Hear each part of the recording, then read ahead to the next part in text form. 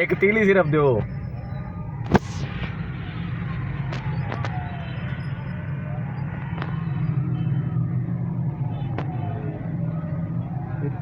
जनाब मेहरबानी।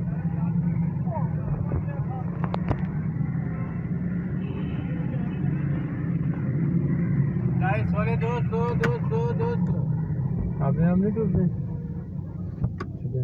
नहीं।